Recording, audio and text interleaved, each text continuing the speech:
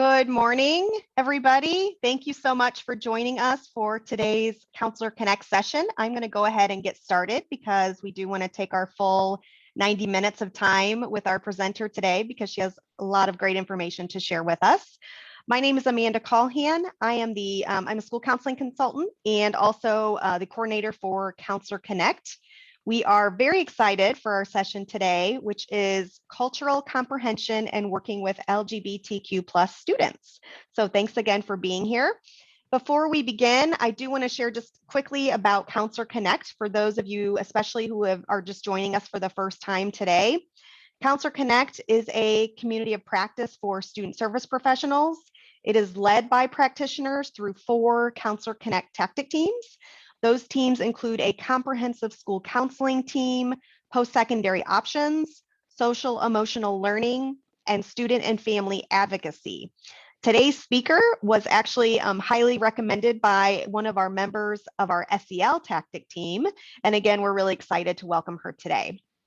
Counselor Connect is an initiative that falls under the Keep Indiana Learning umbrella, which is operated by the Central Indiana Educational Service Center located in Indianapolis, although our support services are statewide. So today, again, our session is Cultural Comprehension and Working with LGBTQ plus students, and it will be presented by Morgan Donatelli Bowe. She is the Regional Coalition Coordinator for the Indiana Trafficking Victims Assistance Program, and we are so thrilled to have her with us today. With that, I know Morgan has a lot of great information to share, so I'm going to go ahead and hand it over to her to let her share her screen and get us started. So welcome, Morgan.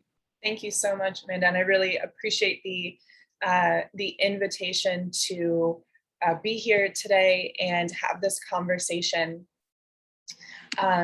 with you. So we are going to take the next just under an hour and a half, and we are really going to focus in on cultural comprehension and how we can apply it to working with LGBTQ plus students. What I want to invite you to do with me today as we go through this session and spend this time together this morning is please do not hesitate at any time to ask questions. I know this is being recorded and this will be available to other members of the Counselor Connect network. And when we talk about this topic and working with LGBTQ plus students and just the LGBTQ plus population in general, there are a lot of things you may not know that you don't know. And I can assure you at this point in time, if you have a question, chances are there's someone else who is either on here today or who will watch this who will have a similar question. When it comes to asking questions, since we are a little bit of a smaller group today, I think I love working with smaller groups because it allows a lot more opportunity for open dialogue. If you have a question at any time, you are more than welcome to unmute yourself and ask the question, or you are welcome to put it in the chat and I will ask Amanda if she will please assist me. And if there are questions coming into the chat to Amanda, you are welcome to unmute and ask those as we go, because chances are they'll probably be related to a specific slide that we are on. Because in screen sharing mode, it's a little bit harder for me to access the chat. Also, if you have a question that you're not quite sure how to word it and you don't want to put it in the chat for everyone, you are welcome to message it to Amanda privately if she is okay with that. So that way, if you don't feel comfortable with it being kind of in the larger group message. When it comes to the topics we'll be talking about and the way we'll be covering this information, if this is a topic you haven't had a lot of ongoing training on, or maybe a conversation you've not had the opportunity to sit through today, if you do have a question but you're not sure how to word it, I invite you to say it ugly, meaning you do not have to have the most correct terminology. You do not have to have the most up-to-date understanding of LGBTQ plus as a community, as a population, so long as you are coming from a place of wanting to learn and not a place of trying to cause harm with language being used. You are more than welcome to say it ugly, and we will work together to navigate that question and figure out sort of what we're trying to get at there, and provide you with sort of maybe some alternative language that you can use if you have more questions like that. So with that, a very quick background on myself. As Amanda said, my name is Morgan Donatelli-Bowe. I work with the Indiana Trafficking Victims Assistance Program of Indiana Youth Services Association. So my primary role is I work in the anti-human trafficking movement, and I provide training and education on the topic of human trafficking of youth throughout the state of Indiana. I am one of 9 regional coalition coordinators that currently cover all 92 counties doing this information. My specialty within the anti-trafficking movement is the intersection of the LGBTQ+ community and elevated rates of sexual exploitation and human trafficking within the LGBTQ+ community. So because of that, I had the opportunity to develop an LGBTQIA+ working group, which sat on the statewide anti-trafficking task force for 2 years. And out of that working group, we identified resources, organizations that provide resources all around the state to LGBTQ+ individuals and their families, as well as developing trainings like what you are going to sit through today. Ultimately, what we are looking to accomplish during this conversation today is make sure we all have the foundation understanding of basic terminology. We'll get into things like the acronym, the LGBTQ+ acronym, gender identity, sexual orientation, etc. We're going to talk about specific vulnerabilities of LGBTQ+ persons. We're going to recognize the challenges LGBTQ+ students face in the classroom. And we'll finish up by learning how to create a safe space for our students and strengthen relationships with the community and existing resources. Where I want to start today and laying the foundation of the content we'll be going over in this presentation is navigating competence versus comprehension.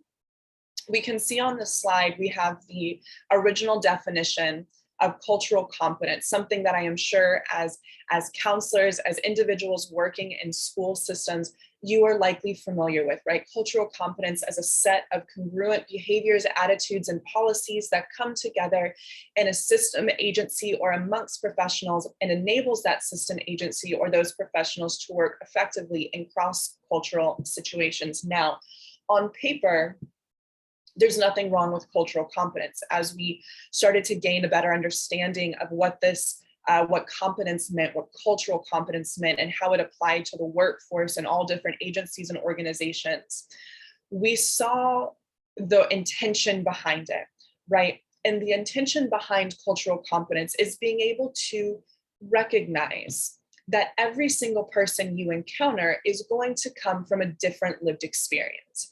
Every person that you work with in a school setting, or a child that is being referred to resources and services of any kind, every single person comes from their own walk of life. The way we have mostly seen and primarily seen cultural competence applied in organizations has been this idea of agencies recognizing they might be serving a clientele who may not speak English as their first language. They might be individuals who are foreign nationals, who are learning English or must utilize a translator.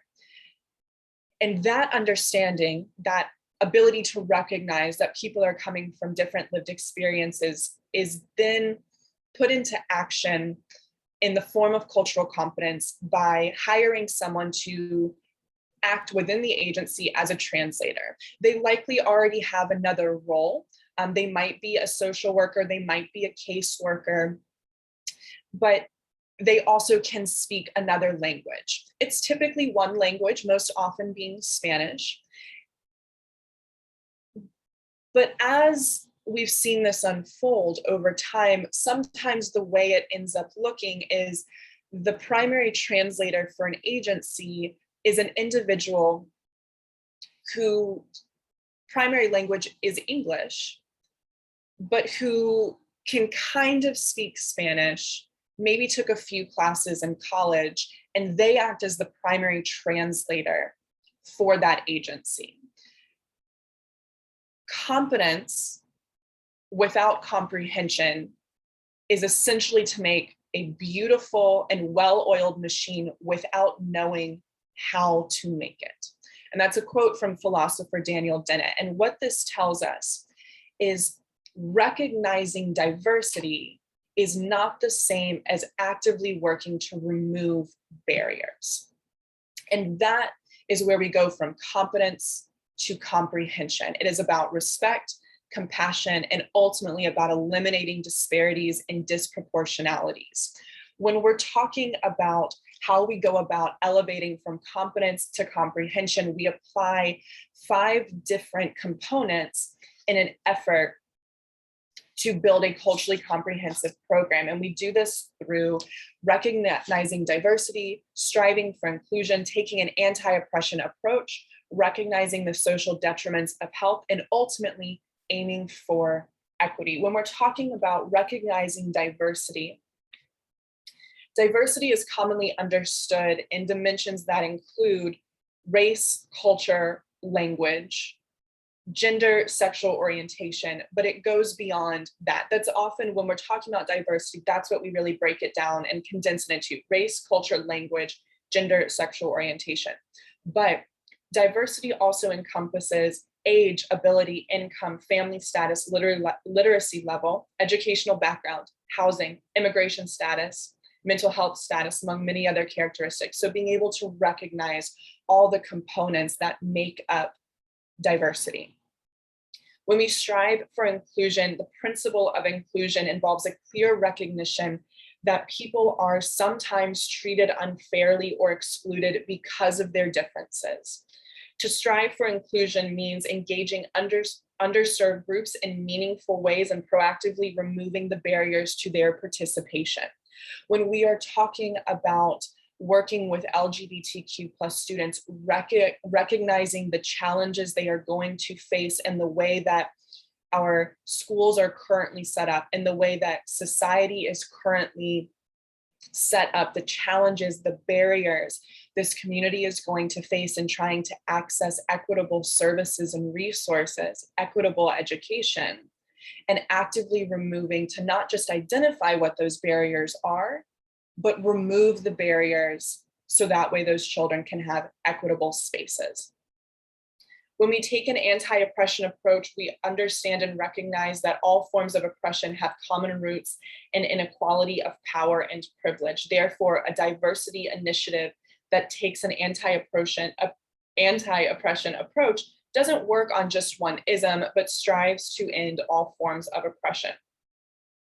An example that I think we can see, not directly related to the LGBTQ plus community, but this competence versus comprehension, is for years, we were hearing the term colorblind be used. We were seeing and hearing people say that they were colorblind, meaning they did not see color. They did not see race, the different pigments of people's skin from all different aspects of life and all different lived experiences. And it was this idea, while probably well-intentioned, of saying, no, I don't see race, I don't see color, therefore everything is equal, everything is equal, not equitable, but equal, because I don't see color.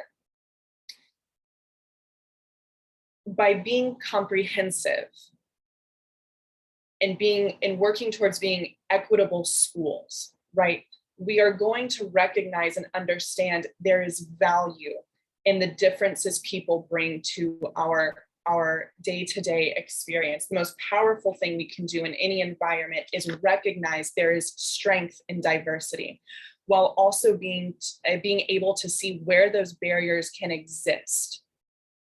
So we are breaking those down and aiming for inclusivity. And this may mean we have to speak out in a way that will maintain a safe environment for the students we are working with.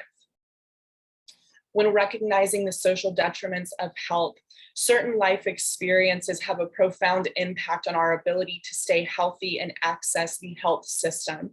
They include poverty, discrimination, level of literacy, cultural and linguistic barriers, homelessness, job security, etc. each and every one of these experiences has an impact on the youth we work with, impact to services, impact to extracurriculars, to social opportunities in a closed-minded community, even an impact on education if they do not feel safe at school. So our role is to try and make changes to the culture of our community. And ultimately, we are aiming for equity. And I want to draw your attention to this graphic you see on this slide of inequality, equality with a question mark, equity, and ultimately justice. When we are talking about the way that systems are currently designed, the way they have operated for so long, and the barriers that people coming from diverse experiences will encounter in their life, we see this originally first represented in the inequality image, meaning we're looking at something similar from the children's book, The Giving Tree, and the tree is already leaning towards one child over the other because you have one on each side of the trunk.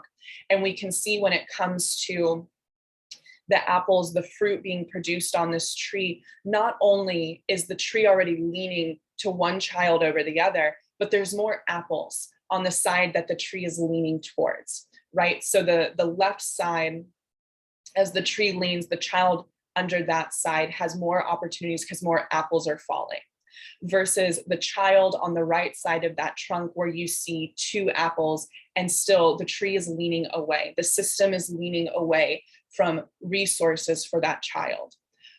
But when we apply equality, right, we understand equality to mean the same, which in theory on paper sounds good, right? The same access, the same ability to access resources.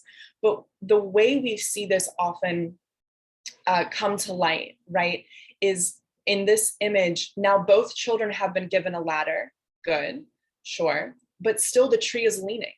So the child who already had access to the apples, the resources, the services being dropped, now doesn't have to wait for them to fall.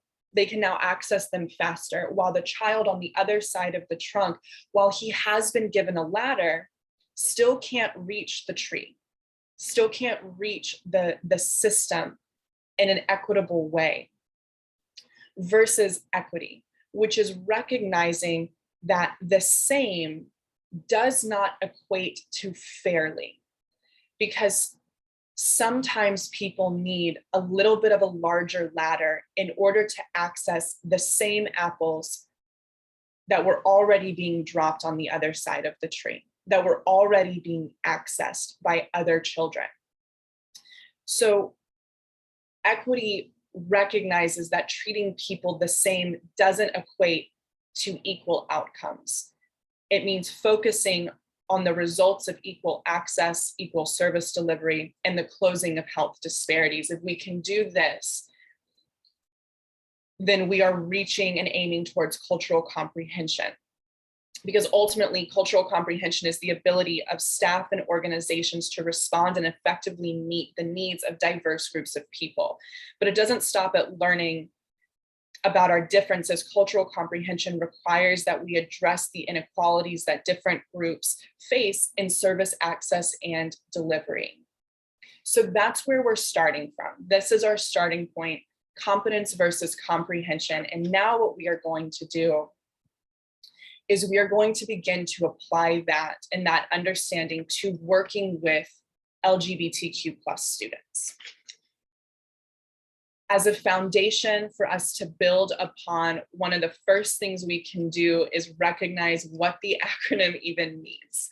Because I'm sure this morning alone, you've probably heard me use 2 or 3 different variations of the acronym LGBT, LGBTQ+, LGBTQIA+. So we're going to get into that.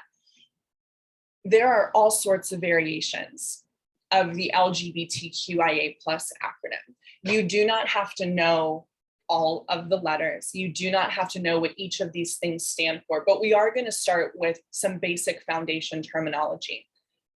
Lesbian, gay, bisexual, transgender, queer or questioning, intersex, asexual, LGBTQIA. When all else fails, just add a plus at the end, right? I grew up with LGBT as the acronym. The Q came later, the I came later, the A came later, and then we started adding a plus to the end of it. It is okay. Language is constantly evolving and changing. You do not have to know everything right now, but rather knowing that whatever variation of the acronym you're using, if you add a plus onto the end of it, what you have just displayed is that you recognize there are other identities and orientations that have not been represented in LGBT plus or LGBTQ plus. It has not fully encompassed those, 5 letters haven't fully encompassed all the identities and orientations that are represented within the LGBTQ plus umbrella. So by adding a plus to the end of it, what you've done is said, I recognize there are other orientations and identities that I did not include in my acronym, so I recognize that they exist. So when all else fails, just add a plus to the end of it. I want to get into a little bit some of the different terms that you're seeing on this slide though. Lesbian, gay, bisexual, we've had those terms forever. Transgender. Now, because we are coming from a place of learning, I'm going to use some terminology that is outdated by US English standards. Transgender is the most up-to-date term we are using, and we'll talk about that in another slide. But transgender is our most up-to-date term. Now, depending on how you grew up, what terminology you're aware of, you might have heard terms like transsexual and transvestite. Those were terms that were being commonly used not even that long ago. But now we use the term transgender, transsexual, transvestite by United States English standards is not an inclusive term. It is potentially, could be used as a slur. It could be used as a disregarding the person that you're speaking about type of term. So we use transgender. We don't say transgendered or transgenders. We don't say queers, right? We keep this as the singular. Or we would say someone is transgender. She is a trans woman. They are trans, right? So we can shorten it, but we shouldn't be pluralizing any of these. It can very quickly go from coming from a place of wanting to have a conversation to potentially sounding offensive. I don't quite know why, but just I always advise stay away from trying to pluralize these different categories, these different groups. Queer is another one. Now, for many, queer has only ever been known as a derogatory slur, right? Calling somebody queer. What I can tell you is in the last handful or so of years, there has been a movement to reclaim the term queer, mostly by younger millennials and Gen Z. And they consider it to be a more inclusive term that's not just encompassing their identity or their orientation, but all the different things they've experienced in their life that isn't necessarily represented by calling themselves lesbian or gay or bisexual. So some people find it to be a more inclusive term. They find it to be a more kind of wraparound term for their community, for what they feel, for how they express themselves. Now, I will say this is still an insular term. We use this within the LGBTQ plus community.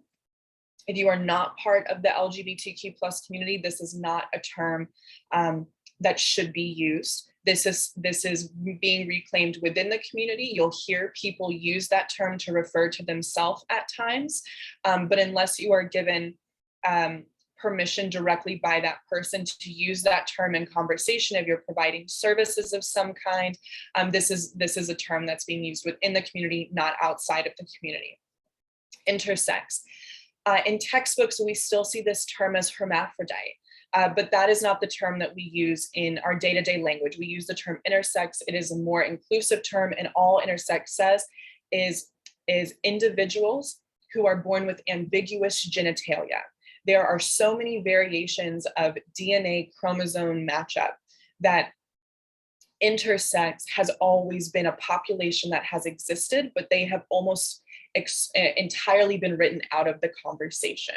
So this was a term that maybe you grew up hearing the term hermaphrodite. That's not the term we're using intersex. When it comes to gender identity versus sex, psychological versus biological, sex being something that you are assigned at birth, male or female. Again, intersex has been almost entirely written out of the conversation, but intersex people have always existed. And in fact, the national organization that represents the intersex community says that individuals are born intersex at the same rate of natural born redheads, but they've been almost entirely written out of conversations around inclusion, equitable services, etc. But male, female, and intersex when it comes to sex assigned at birth versus gender identity, the what you feel, cisgender versus transgender. So I was assigned female at birth and I identify as female. All that means is I am a cisgender female. What I was assigned at birth as a female matches how I identify also as a woman. So I am cisgender. So transgender, so cisgender means it matches, right? Transgender means the sex someone is assigned at birth does not match how they identify. So if someone is assigned male at birth, but they identify as female, they are transgender female. If someone is assigned female at birth and identifies as male, they are a trans male. Now, one of the arguments to inclusivity of the transgender community and laws protecting the transgender community is this sort of flippant idea of, oh, so you can just wake up one day and decide you no longer want to be a boy, you no longer want to be a girl. That's not how it works. Enough research and data has been collected to show if you were to line up a cisgender male, a trans female, so someone assigned male at birth who identifies as female, and a cisgender female, and you were to scan all of their brains, the individual who identifies as trans, their brain more closely resembles that of the gender with which they identify than the sex they were assigned at birth. So if you map and record a transgender female's brain, her brain will not match that of a cisgender male. It will match more closely that of a cisgender female. Any questions about anything we've gone over so far? No? Okay. So with that too, you can never assume someone's gender expression or their sexual orientation, meaning you cannot determine a person's gender identity or sexual orientation by their appearance. Now, I grew up hearing the term Gaydar, right? Someone has really strong Gaydar, meaning from across the room, they can see somebody and know instantly that person's sexual orientation. Gaydar is really just based off of mostly offensive stereotyping. This idea that depending on how you walk, how you talk, how you present yourself, that automatically categorizes you by sexual orientation. And to be clear, being straight, being heterosexual is a sexual orientation. It's just not used because heterosexuality is kind of seen as what's quote unquote normal. We only use terms like sexual orientation when talking about people who don't fit into that heterosexual lifestyle, right? That heterosexual sort of identity, orientation. But being straight is still an orientation. When we're talking about it within the LGBTQ plus community, we know we have everything from gay, lesbian, bisexual, asexual, pansexual, queer. And gender expression can be feminine, masculine, as well as androgynous. Ultimately, what has happened over the last century, 2 centuries maybe, is we have seen this forced binary, male or female, man or woman, masculine or feminine, attracted to women or attracted to men. No in between, one or the other, putting people in these boxes of a binary. You are one or the other, and that cannot be changed. The danger of this is throughout all societies, throughout all cultures in the history of the world, gender identity and sexual orientation have always existed on a continuum. If male is on one side and female is on the other, individuals who are intersex have always existed, but they've been almost entirely excluded from the conversation. When it comes to gender identity, we've put this binary of you are either a man, you are born male and you identify as a man and you present yourself super masculine, or you are born female, you identify as female and you present yourself hyper feminine. But individuals who are transgender, who are genderqueer, who are non-binary, meaning they don't really fit into either binary of man or woman, they exist within this continuum. They have always existed. Life has never existed in a binary, ever. It's never happened. But we've created these binaries that have created this culture that anyone who does not fit within that binary is different. They are abnormal. They are strange. But life has always existed on a continuum, and it's gone so far as to implement this idea that clothing has a gender, that toys have a gender. They can't have a gender. They have no concept of thought. They're inanimate objects. They're pieces of clothing sewn together with accessories like buttons and zippers and clasps. There's no gender to inanimate objects. But we talk about this because in order to be culturally comprehensive, we have to recognize where we are right now, because that will give us insight into what we need to learn and where we have room to grow. So with that, if there are any questions, certainly please ask them now. Otherwise, we are going to get into how there are specific vulnerabilities of the LGBTQ plus community and kind of what those look like. Okay. So some of the vulnerabilities of the LGBTQ plus community is we see a lack of acceptance by family, by peers, by their community, difficulty finding placement for queer youth in foster care, no or minimal access to informed healthcare, and lack of inclusive sex education. So I want to highlight a couple of these. In the state of Indiana, healthcare providers can turn away someone seeking medical assistance or medical care because of their gender identity. So someone can be turned away from a medical professional because of their gender identity.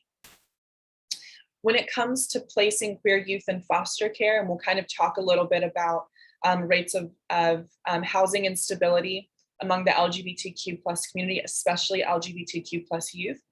I have been doing a variation of this training. It was first launched in April of 2019. So I've been doing it for over 2.5 years now. And what I can tell you is I have lost count of the amount of times I have finished facilitating this training, and one of the audience members was working for DCS, was a CASA, or so a court-appointed special advocate for a child, or a guardian ad litem for a child. And I've had these youth workers come up to me and say, okay, listen, here's the thing. I have a client, I have a child currently on my caseload who identifies as a member of the LGBTQ plus community, and there's not a single foster family in my entire community that will take them. So we have children in Indiana that we know are being denied placement in foster homes because of their sexual orientation or gender identity. So my question to you, as individuals who work with children, who provide counseling to youth, what happens when you have a child that knows they are not safe in their home? There's no one in the community that will take them in because of who they are. Where does that child sleep? Are they going to be placed in a foster home that is unsupportive, so they could be subjected to all kinds of abuse at the hands of a foster parent? Are they going to have to sleep in the DCS office until we can find a placement, which most likely will be somewhere outside of their community? So not only are they no longer able to stay in their home and stay at their school, they now have to go to an entirely different community where they don't know anybody because their county won't even help them. There's no one in their county that will take them. And this is a real thing that has happened in Indiana. So where does that child go? How can we expect them to come to school prepared to learn when they don't even know where they're sleeping that night? How does that affect them? How does that affect their survival instincts, their fight or flight, right? Lack of inclusive sex education. Y'all, I think at some point we have to acknowledge that the sex education curriculum in Indiana could use some improvements. We also have to acknowledge that when there is sex education included in the curriculum, students can be opted out. Parents can choose to have their children removed from the classroom. But what we find is those same students who aren't allowed to access that sex education curriculum in school most likely also aren't getting any type of informed sex education at home. So if they can't ask questions at home and they can't ask questions at school, where are they going to ask questions? And this isn't just for LGBTQ plus students. This is for students overall, children in general. If a child cannot ask an adult a question, where are they going to go? And the answer is Google. So children will access information online. And it's sort of a difficult conversation to navigate because the internet provides so much incorrect and unsafe information for free that this impacts all youth's ability to navigate healthy and safe relationships.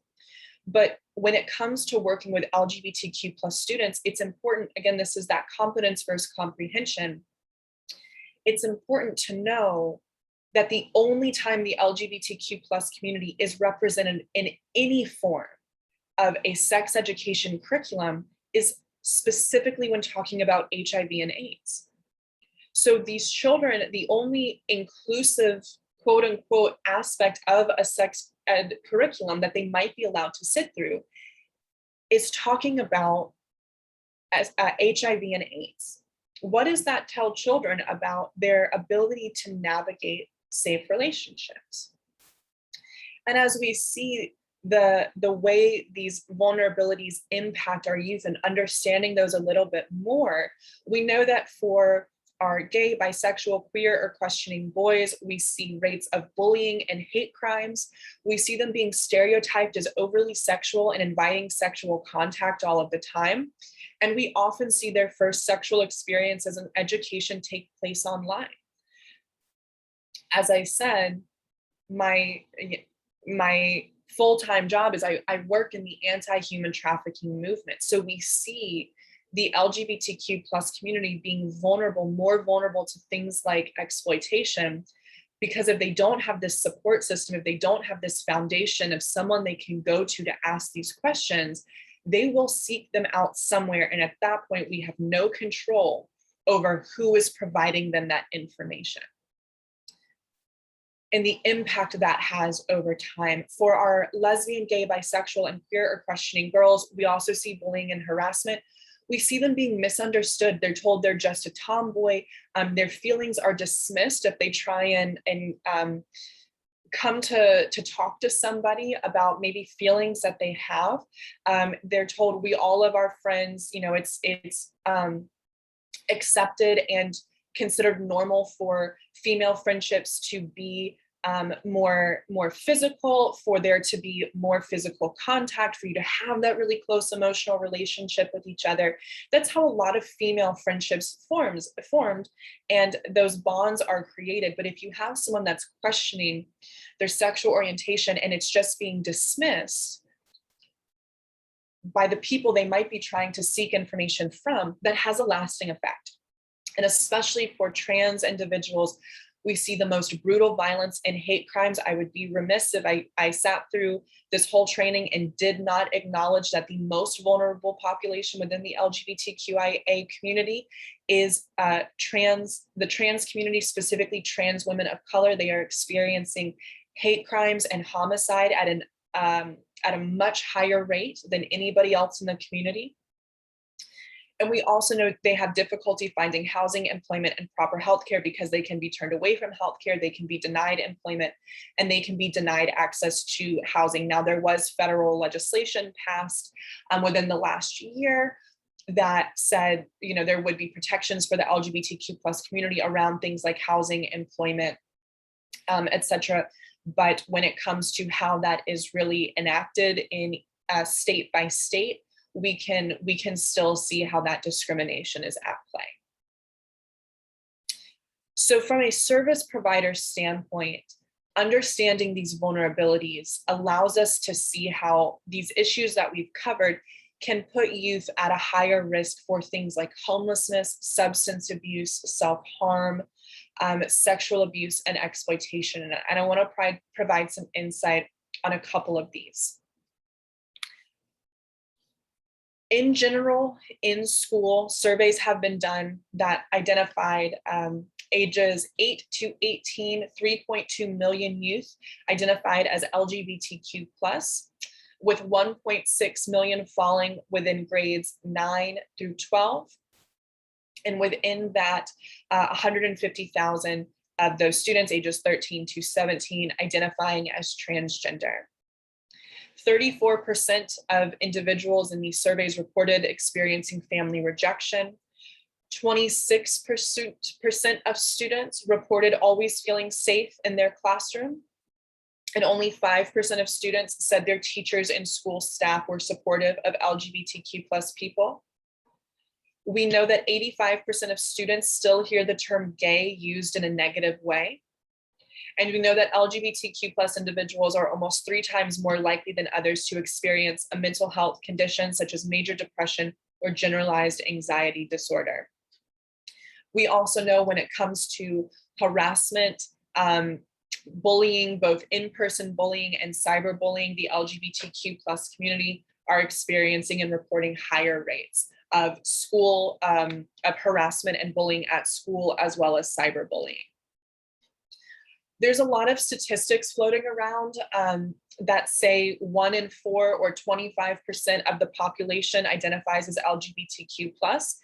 That is a very skewed statistic. That is an incredibly incorrect statistic. I can assure you, if 25% of the national population identified as LGBTQ+, it would not have taken until 2015 for same-sex marriage to be legalized to the Supreme Court. There would be a lot more updates to laws protecting the LGBTQ+ community if 25% of the national population identified as such. Rather, the LGBTQ+ community only accounts for 3 to 5% of the national population. However, up to 40% of the homeless youth population identify as LGBTQ+. So that's 3 to 5% of the national population identifying as LGBTQ+. However, up to 40% of the homeless or unhoused youth population identifies as LGBTQ+. Of that 40%, 46% run away because of family rejection. 26% may be pushed out of their homes because of family rejection. What I can tell you is in Indiana, the number is 25%. So here's your 25%. In the state of Indiana, 1 in 4 children will be displaced from their home when they come out, whether they choose to come out, they are forced to come out, or they are outed by a third party. We know 25% of those children will be displaced from their homes. And 17% are youth who aged out of the foster system. We have to talk about LGBTQ+ youth and suicide. QPR, question, persuade, refer, the suicide prevention training tells us that there are on average 25 attempts for each documented death by suicide, meaning 47,000 suicides translates to 1.2 million attempts annually. When we look at that number and then see how that applies to the LGBTQ plus community, the Trevor Project tells us that queer youth are 3 times more likely to contemplate suicide than their heterosexual peers. Queer youth are 5 times as likely to have attempted suicide than their heterosexual peers. They are also 5 times as likely to require medical treatment after a suicide attempt than heterosexual peers.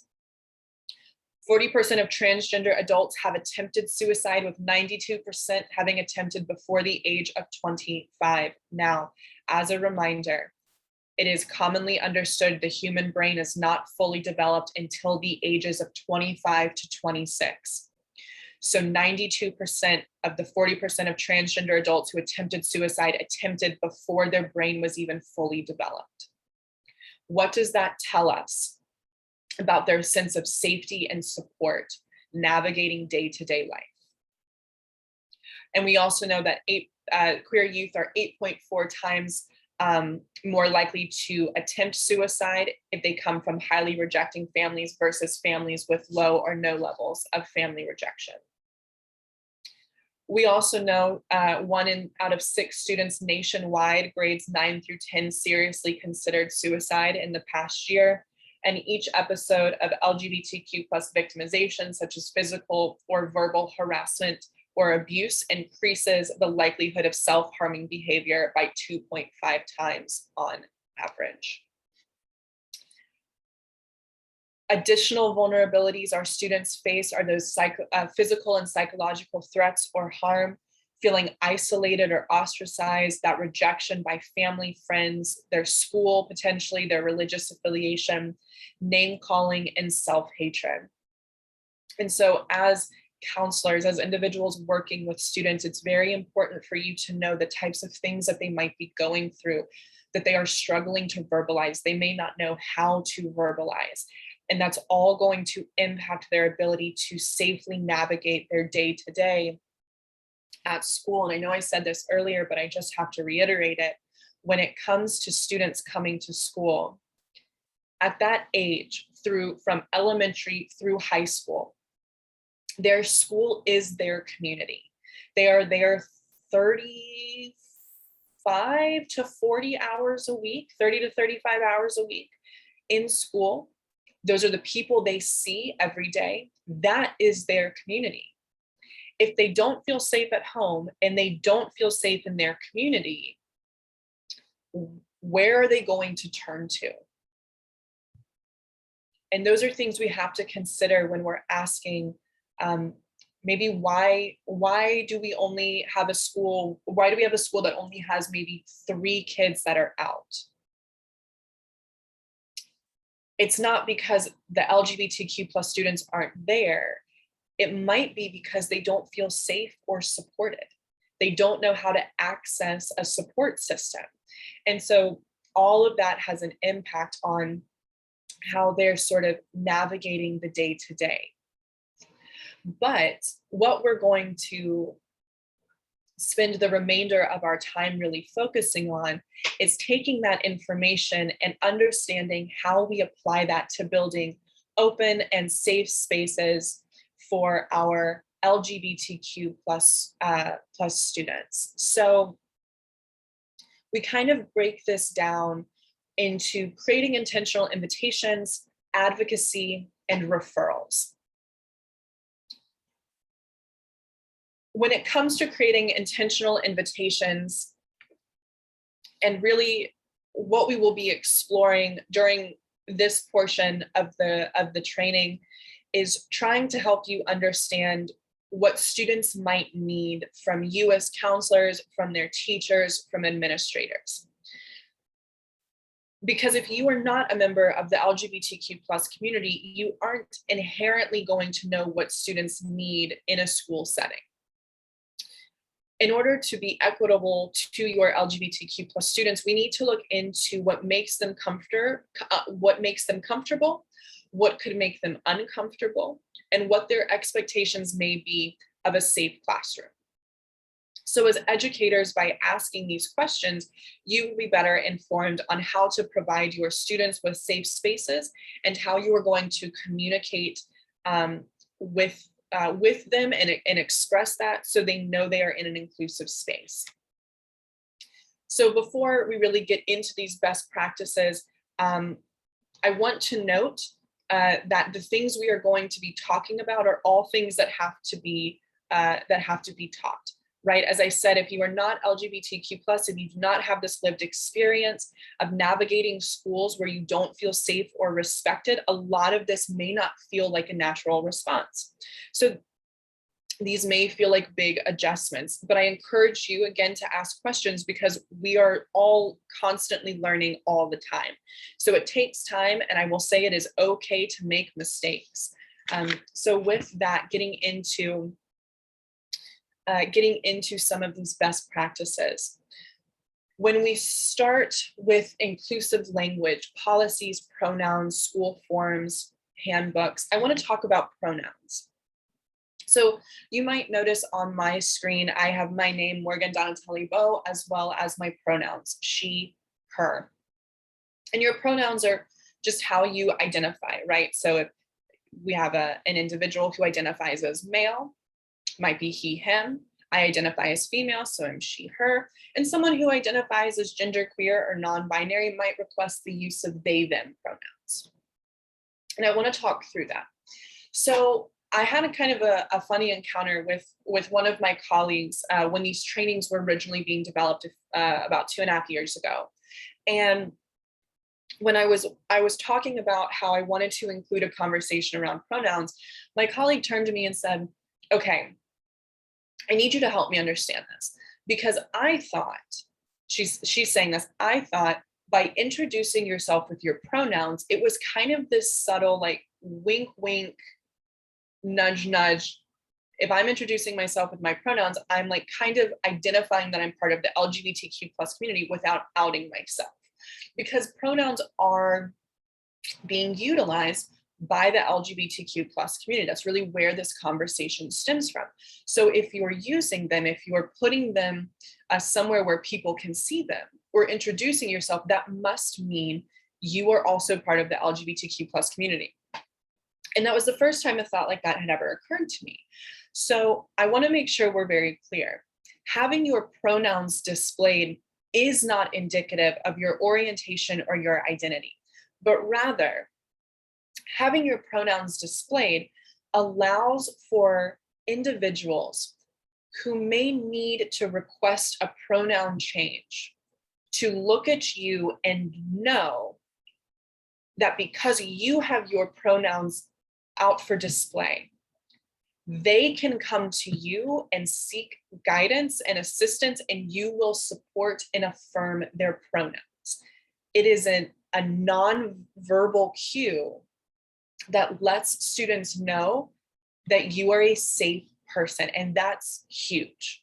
And it may not seem like something like having your pronouns on your desk or in your email signature or visible somewhere on your ID card would be such a big deal. But for students who are trying to navigate not only the day-to-day of school, but also during that adolescent time of understanding who they are, especially if they are learning their sexual orientation or their gender identity isn't maybe what they thought it was, or isn't heterosexual or cisgender, having a non-verbal cue that there is a specific person they can go to and seek assistance is huge.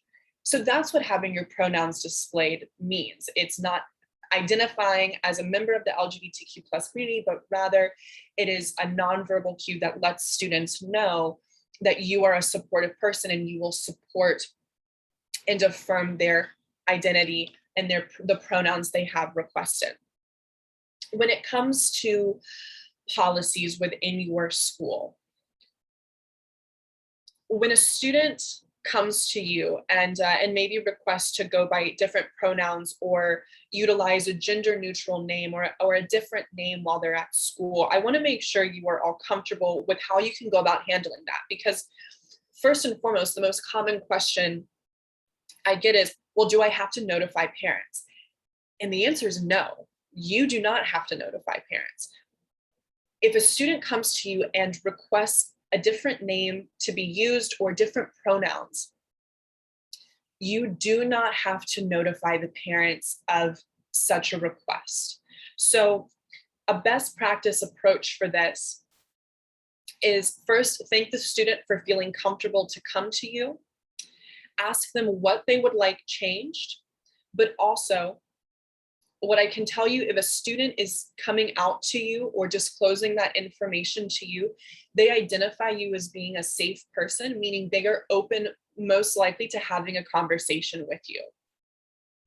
What I encourage you to do at that time, if it's a student coming to you and not a parent on behalf of a student, ask that student, have a private conversation with them and ask them if they are safe at home, or if this is a request that needs to be kept at school. If they are safe at home, look into what protocol you have in place to change that information on forms. I know there were some counties that with their online platforms, I believe it's Blackboard, as the online platform for students to utilize, they could put their pronouns and make those pronouns visible, as well as any names that they were requesting to go by. So what policies do you have that allow for students to utilize those and make sure that change is represented somewhere that other educators can access it? And so again, this is if they are safe at home, working with them to make that change on forms somewhere that's visible, so both the student and the caregiver of that child can see that change. If they are not safe at home, having a conversation with them about how you can support their identity at school, but how, in order to maintain their safety, you will need to maintain the name and pronouns assigned at birth on all forms or documents going home, so as not to out the child or put them in an unsafe situation. When it comes to, well, how do we do this? We do this all the time for kids that go by nicknames, for student athletes who might go by a nickname or their last name or a variation of a name. For example, my name is Erica. My middle name is Morgan. So I had to request every single year that my teachers call me Morgan. They were easy enough to go into their attendance sheet, make that note and make it known every day when they, did an attendance roll call, they called me Morgan. But all of my administrative paperwork still had Erica because that was legally my name. That is legally my name. So we make that adjustment all the time for students. If they go by a middle name, if they go by a nickname, we can do the same thing for our LGBTQ+ students if they are requesting something to affirm their identity. One of the other things that you can do as a counselor is ask them if they are comfortable having this conversation with other individuals on campus, with their teachers, or if they need an adult to assist them. It is important to know that it is not ever your job to out your students. It is not your job to spread the news they are LGBTQ+ unless they are specifically asking you for that help. If you have forms that are going home or something that needs to be signed, are you saying, have your parents sign this? If the answer is yes, that's okay. There's nothing inherently wrong with that question, but I want to draw your attention back to the statistic that 1 in 4 or 25% of LGBTQ+ youth will be displaced from their homes in the state of Indiana when they come out. Can we adjust that to say, have a parental unit or guardian sign this?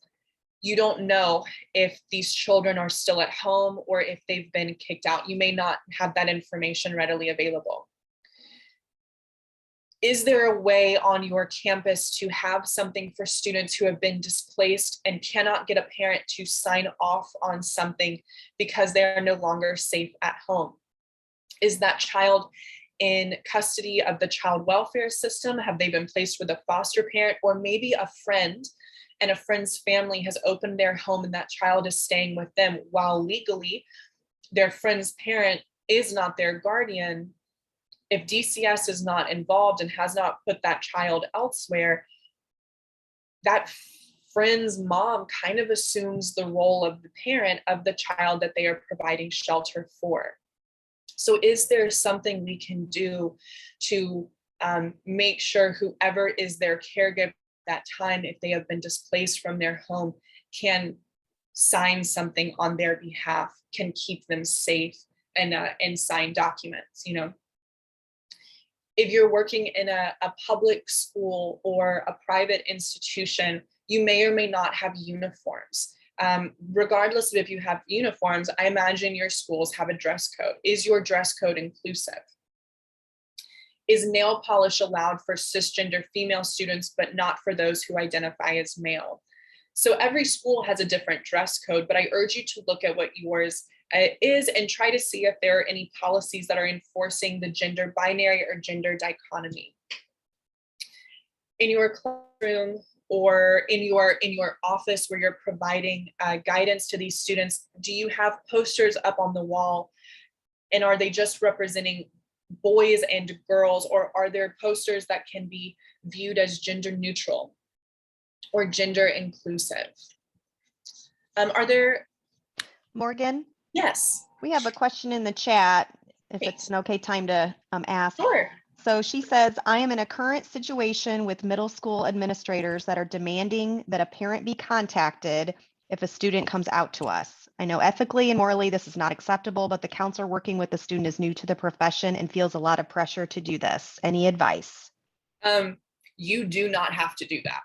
That is not legally required. You do not have to contact a parent when a child comes out. That is by no means a requirement. And if you have a school that is doing that, that is putting children in incredibly unsafe situations, because you might have students that are only out at school. They cannot be out at home. What I can tell you is, in different versions of trainings, I have all different slides about statistics. When COVID-19 started and we all went to virtual learning, the rate of physical abuse and verbal, mental, and emotional abuse skyrocketed for LGBTQ plus children in the first couple months. Like, they over doubled. They received over, I believe, the Trevor Project, which hosts the national hotline for LGBTQ plus support and resources. I want to say in like the first 2 months of COVID-19 virtual learning and shelter in place, the calls to the hotline had already almost doubled from what they were the year prior, because of children that were not safe at home. An administrator, a school cannot require that you out children to their parents, because coming out is a personal journey that every single person who is LGBTQ plus has to navigate by themselves as to when and how they do that. A counselor outing a child to a parent is a violation of the support that counselor is supposed to be offering that child. If that child came out to them, disclosed that what their sexual orientation or gender identity is, that is like a big issue. So the bottom line is no, that cannot be required of counselors. They cannot be made to call and out children to their parents. Yeah, that's a great question. That's a very important question. If I did not answer it, please let me know. But there cannot be a policy that requires that. And if there is, then we have resources that can communicate that to an administration, expressing how dangerous that is to out somebody without their consent. Yeah. I see a couple things popping up in the chat. Is there another question that has come up? I can also, since we're kind of paused, I can. Yeah, if you weren't able to see it, I can. Yes. I'm happy to. The next one says, if parents are unaware, what are the legal ramifications for districts that have not disclosed this? Mary, can you expand on that a little bit? Legal ramifications for districts that have not disclosed. Can you provide a little bit more insight on that for me, if possible? Yes, I read an article about a district in Maryland where they did not disclose to the parents. And the article indicated that it was a violation of FERPA and a violation of the parents' constitutional rights. We are not notifying, but we've opted to, if parents want their child to stay out of legal trouble, if parents want their child referred to in any other manner, we'll do that if the parent gives permission for that. I am very interested to see if there's any legal standing for that suit out of Maryland, because coming out is a personal journey. To out someone and say it's because it's a parent's right to know is very concerning, because based on that alone, that tells me that student was not safe to come out to their parents, and there's a reason they didn't do it. And they came out to someone at they came out to someone at school. And I see in a Sarah, you put it's a Title IX issue. Title IX protects the student. Here's the thing. And I see, Melissa, you said my administration told us that we shouldn't out them, but we can't use their names or pronouns without parental permission. That is also not true. I can tell you right now, you do not have to have a parent's permission to respect a child's identity. A child can say an adult can say they don't want it, or they want their child to be referred to with the name they gave them. A parent can absolutely say that, but if a child comes to you and says, for my safety, I need you to refer to me using this name, the child's safety comes first. And this is a big thing, and this is a really difficult, it's why this conversation has to happen, because my mom is an educator, and she has seen and been through situations where the school, the administration would punish teachers if parents were unhappy, versus having a conversation with that educator as to what they were trying to do for that student's safety in the classroom, whatever that situation looked like. So because of those conversations with my mom, I understand the difficulty of navigating that if your administration is telling you what to do. But I can tell you right now, when it comes to protecting the student and the student's safety being above a parent's request, one is a higher priority than the other, and it's that student safety. And that's why I bring up suicidal ideation and attempts amongst the LGBTQ plus community, because I can tell you, when you have situations like this family rejection and forcing children to be outed to their parents because supposedly that's, the administration can require that is not a thing. And as Anna points out, the Title IX protecting the students, if you have a child disclosed to you, parents have no legal action. They cannot sue a school or a counselor for respecting a child's identity. And yes, Anna did a great job. Thank you for adding some more information. And that's really, really important. I highly suggest if you can copy and paste that into like a sticky note or something on your computer, because a student coming to you and requesting to go by a specific name or specific pronouns that resonate with who they are falls within that child's safety. And when that is not respected, and when those children do not have someone that they can rely on that says, I will respect that, but I also will not out you to people that you do not want to be outed to. When we look at how the ages of LGBTQ plus children attempting and completing suicide. We have children as young as 7 and 8 years old who identify as LGBTQ plus, who are dying by suicide because of the fear and shame that they are experiencing.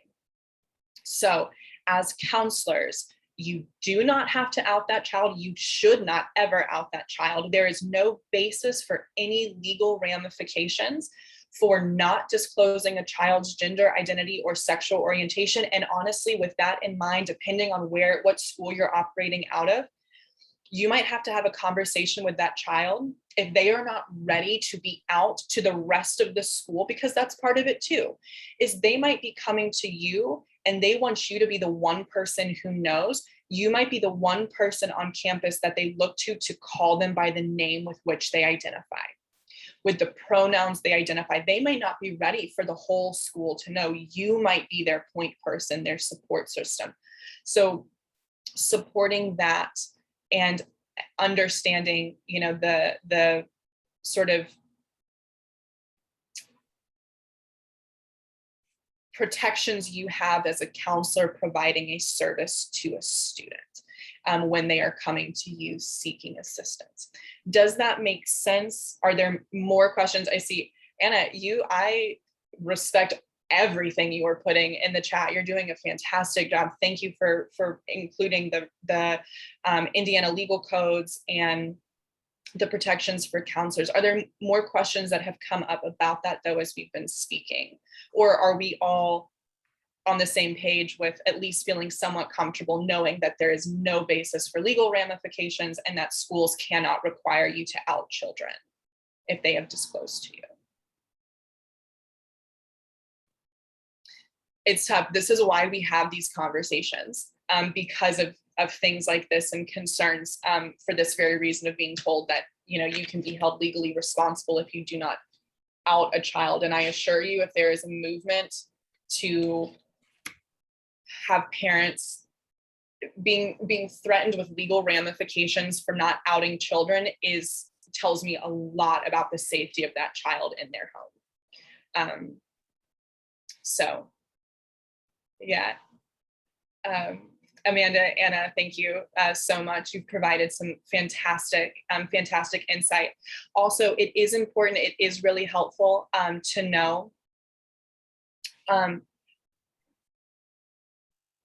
It is helpful to know that Indiana Legal Services has a pro bono LGBTQ plus clinic where they can provide assistance and pro bono legal services around like the LGBTQ plus community. So if you have concerns about legal ramifications, they're also a great resource of what standing or lack thereof these type of you know, threats of legal ramifications have in the protection of an LGBTQ plus child safety.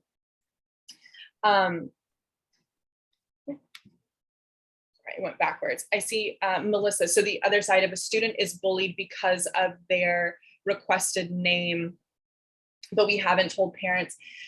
I think in that situation, it's important to have a conversation with that student, because if they are experiencing bullying, and we know that LGBTQ plus students are still experiencing rates of bullying, both in person and cyberbullying because of their orientation or identity.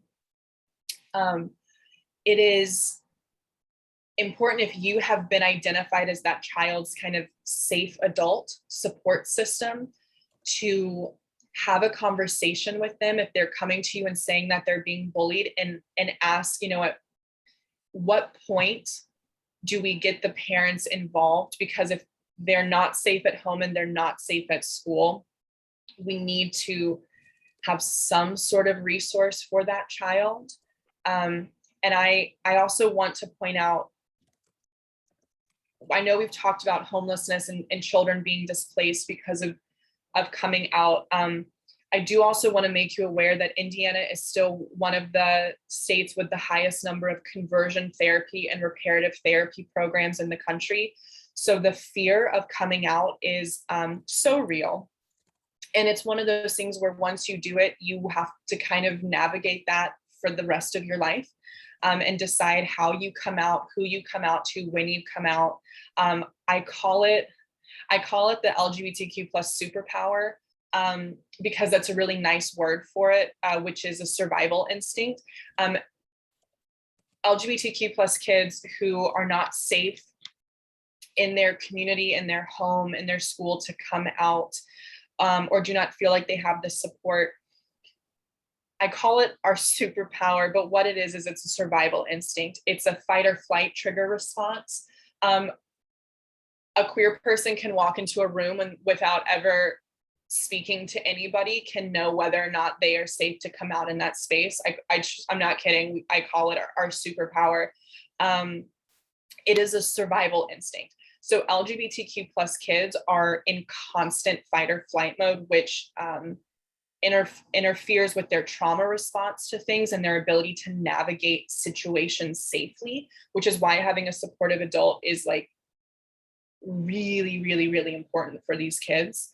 So if you have a child that's being bullied, but they're not out to their parents, we need to be having a conversation with that child about why they do not feel they can safely come out to their parents. And how do we get that child resources if they are asking you to not out them, but they are being bullied at school? Gender Nexus has support groups for adults and youth who are transgender or gender non-binary. Indiana Youth Group provides over like 16 different programs for LGBTQ plus children, as well as support groups. PRISM out of Bloomington Pride, PRISM, so PRISM, is a youth-led educational group that provides information on the LGBTQ plus experience from the perspective of teenagers. So it is teenager-led, but they are also a support group.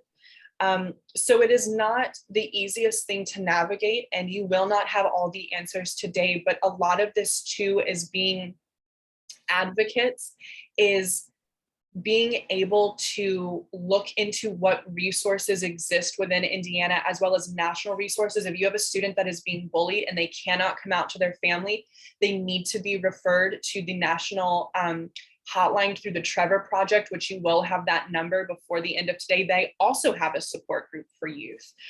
So a big thing with LGBTQ plus youth is they need to know they're not alone, because they go through these cycles of internalized homophobia, biphobia, transphobia, cycles of self-hatred because of what's happening, because of the things that are happening to them or the bullying that they're experiencing.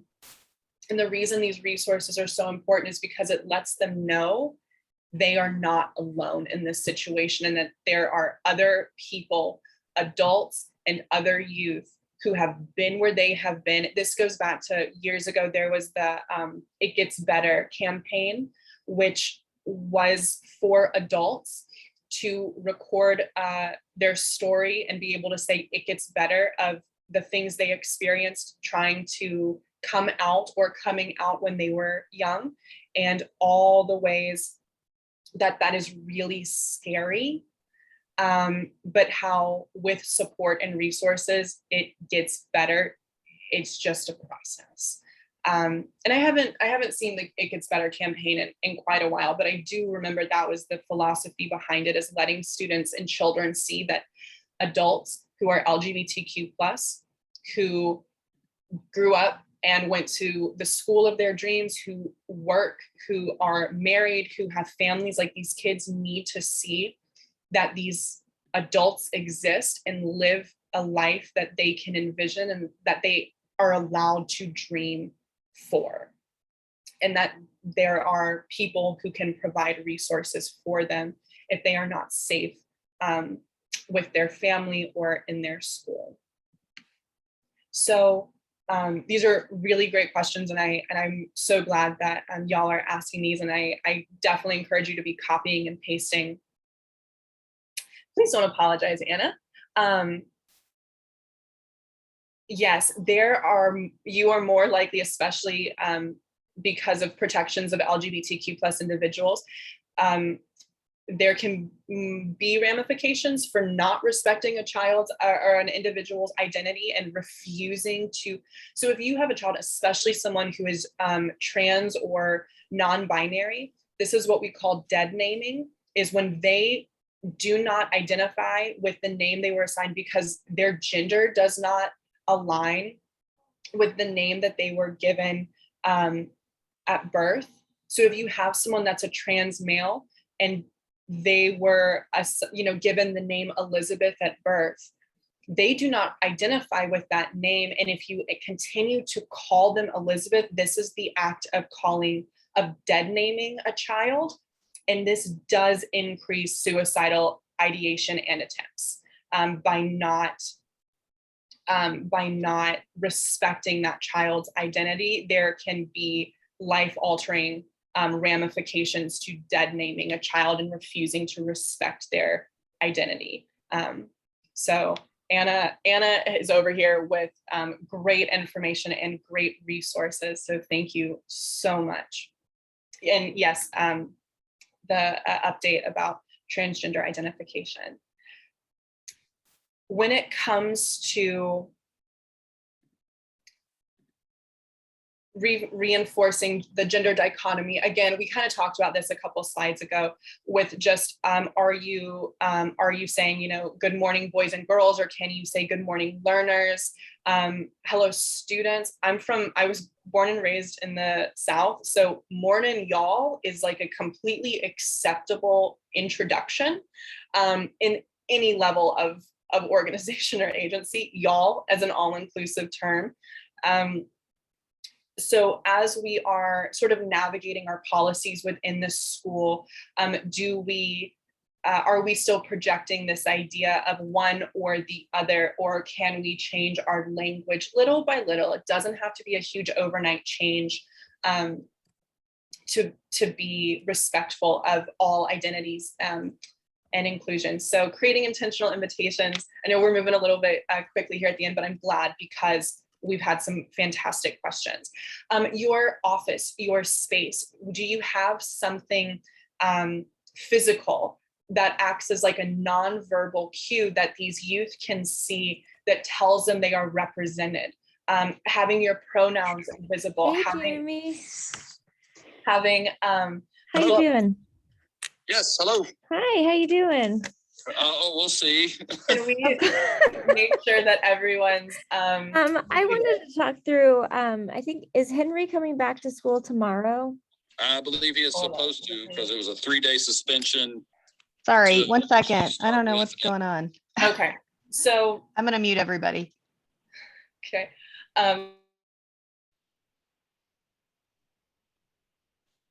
Okay, so having something that physically represents diversity and inclusion in your space.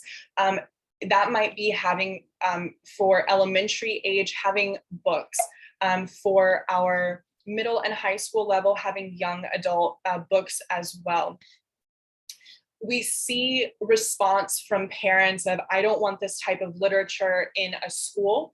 I don't want this idea forced on people.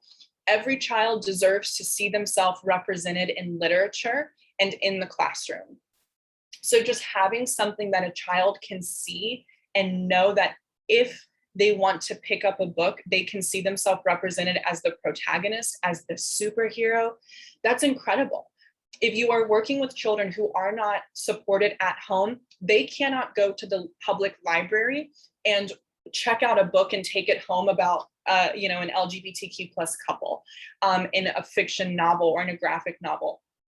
But if they can access that at school, that again might be the only place where they can have that sort of supportive system and feel like they can see themselves represented. When it comes to advocacy, we've talked about policies and procedures, and looking into what policies currently exist. I know Anna provided a great resource of the policy her school is currently operating with.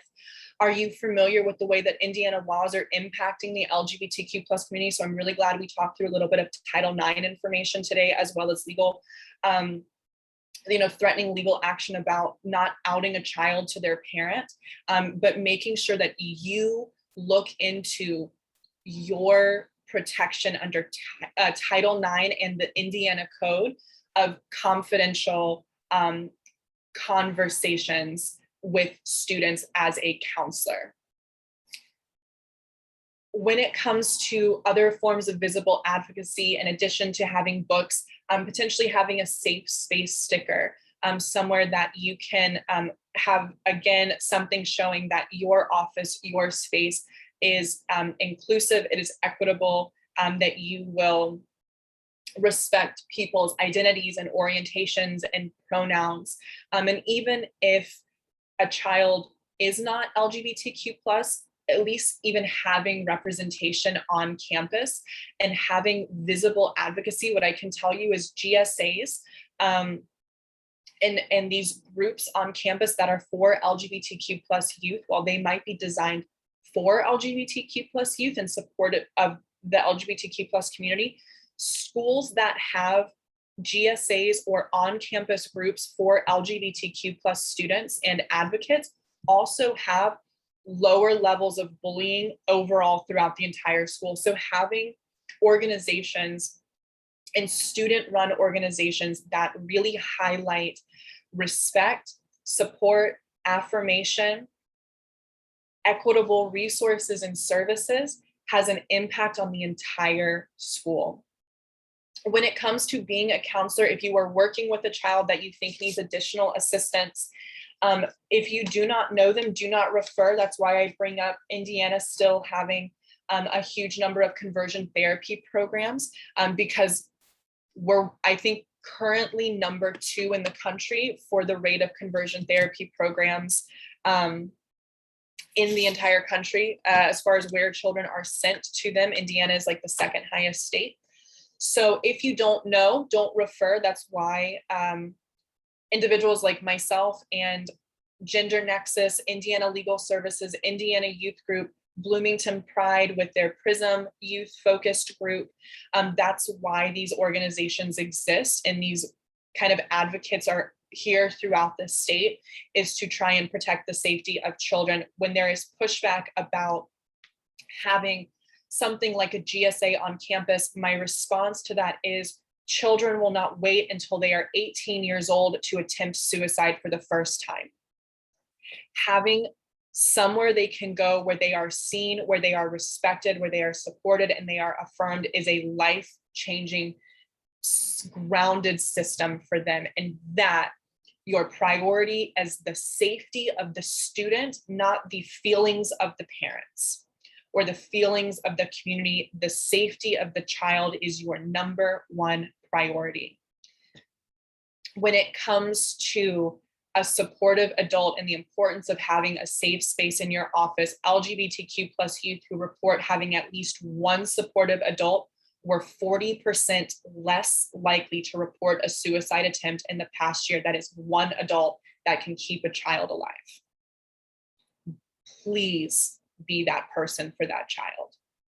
Depending on where you are throughout the state of Indiana, you might have a great resource with the LGBTQ+ groups in your community, working with your school nurses as well, and advocating for them to be educated on this and having resource material in their nursing spaces and in the nurse's office that students can be represented and access information. And also knowing the Damien Center provides incredible information on Step Up and PrEP for same-sex couples or queer or questioning individuals. And they have great resources, and just making nurses and administrators aware of the resources that exist, advocating for books in your libraries, and for students who cannot come out to their family and need additional resources in their school system, I refer them to the Trevor Project at either trevorproject.org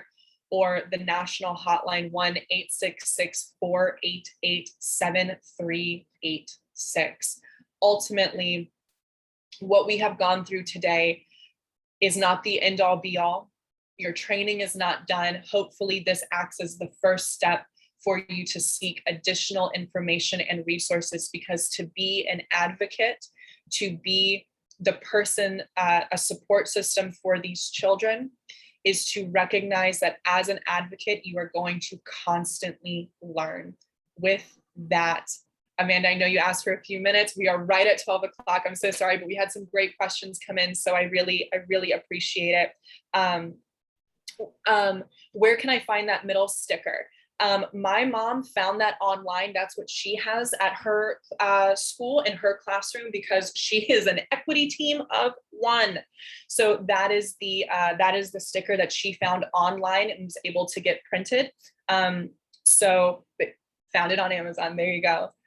So that is, and that was, you do not have to represent your being an advocate or an ally with giant rainbow colored stickers. You can have something that is not rainbow and still be very, very effective for the LGBTQ plus community. I always joke, I was not consulted when the vote was taken to make it rainbow. It's way too many colors in my opinion. It's very loud. So having something a little bit more neutral is also really great for them as well. So with that, I will stop talking. Thank you, Amanda. Thank you so much. Gosh, you shared so much information. Really good information. Really appreciate your time today and being with us. A few quick things before we end the session. I did put in the chat the session evaluation, a link to that Google form. Please fill that out. That's for us. We will share that with Morgan. And also, if you wish to receive PGPs or CEUs, if you're an active member of INSWA, then you need to fill that session evaluation out to receive those. So please make sure you do that. It's linked into the chat. Also, the slides for today, they're linked into the slide that you see here on the screen. There's a bit.ly there to access that if you want to get those later on. And then, like I said, you'll receive those PGP points once you fill out that session evaluation form. Here we have some upcoming events that I wanted to share with you. One of them is actually next week, and it's kind of a continuation of today's session. Morgan mentioned Gender Nexus, and they will be presenting for us. Morgan recommended, not represented, recommended a speaker there, and we are excited to have her join us, and that will be appreciating, affirming, and supporting gender diverse students, November 10th. So please be sure to register for that if you want to continue to learn and hear more about our gender diverse students. And you can find registration at the link there for all of those events. And let me see. I think that's it. I can't share any more slides with you. Do you have contact information there? I believe Morgan also shared her contact information if there were any questions that we didn't get to or she didn't have time to respond to, which I think you did. I think you answered everything in the chat. So with that, I appreciate you being here with us today, and we will hopefully see you next week. Thank you so much. Everybody have a great day. Thank you so much, Amanda, for the invitation to come and speak today. I really appreciate it. I think there were some great questions that came in, and